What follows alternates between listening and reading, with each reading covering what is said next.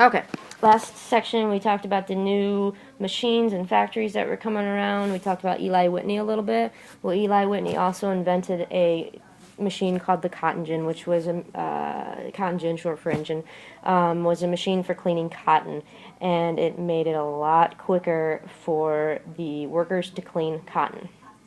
And because of this cotton gin, a worker could now clean as much as 50 pounds of cotton a day. And so this made it so that you could make clean so much more cotton, and it produced what we called the cotton boom.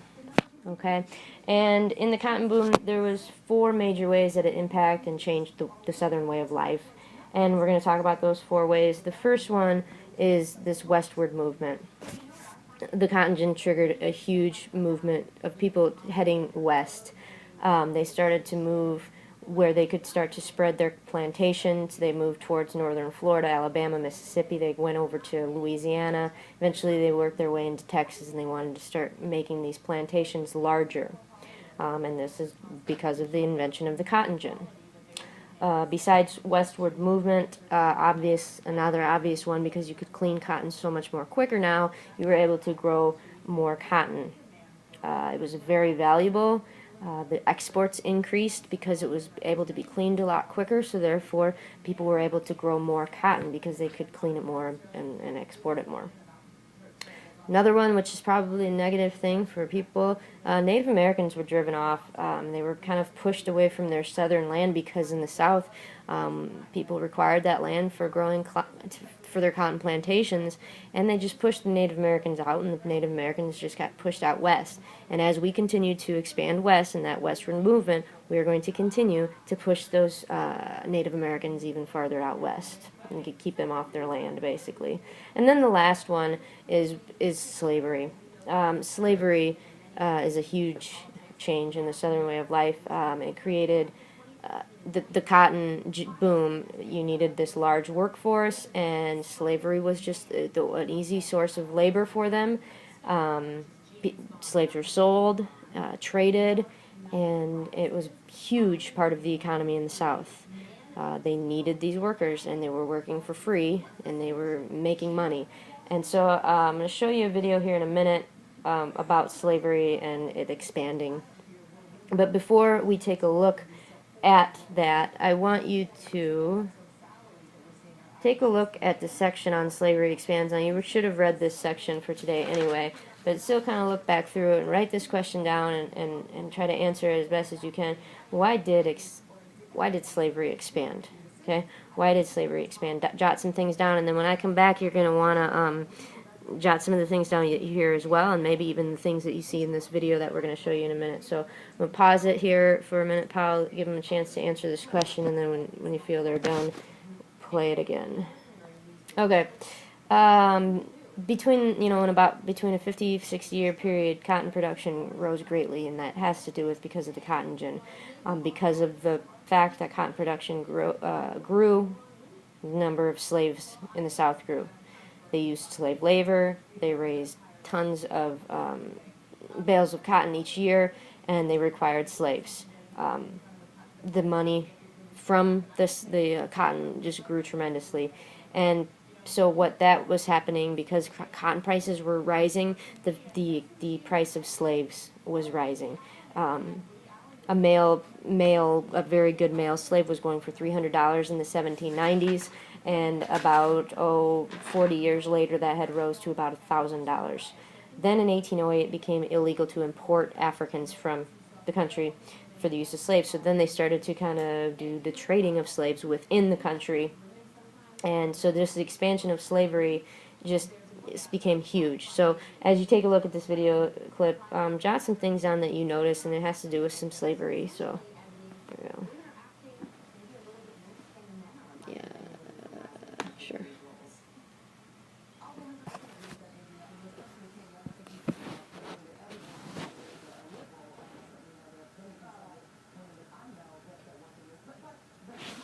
What? Dilly?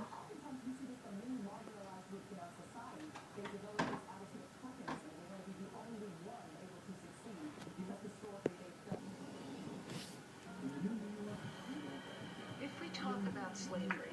We can talk about institutions that have existed for millennia. Slavery wasn't invented when Europeans discovered Africa. Slavery is as old as civilization itself. Whether it was in ancient Egypt, whether it was in ancient Greece, whether it was in ancient Rome, or in Senegal, Ghana, Nigeria, and Angola. Slavery has been a constant in human history. What we need to remember, I think, is market mechanisms, supply, demand, warlords who are willing to supply, and slave traders who supply the demand.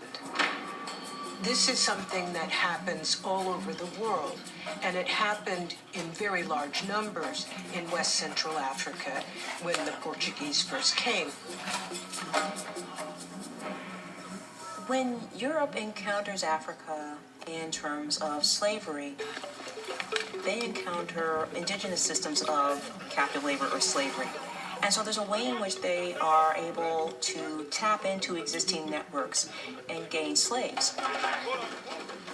But there's a very important distinction to be made in terms of the forms of captive labor that Africans participated in with each other versus what would become the Atlantic slave trade. What I find relatively unique about the period of the enslavement of Africans is that this notion of dehumanizing is not because that other is a threat to you, but because that other does not deserve the treatment you would require, and I put this to service to produce products. In other words, to increase wealth. Slavery was a business. It was an investment. It was a part of the economy. To own a slave was to own a valuable commodity. The industrialization of slavery is something that's new to the history of the world in that period. They were economic chattel, right? Investments that were absolutely key to whatever enterprise you used them for. The African slave trade was a conspiracy, unfortunately, between avaricious Europeans and avaricious African elites. Without the two working in harmony, the slave trade could not possibly have manifested itself in the way that it did. It's one of the most horrendous, painful moments in modern human history.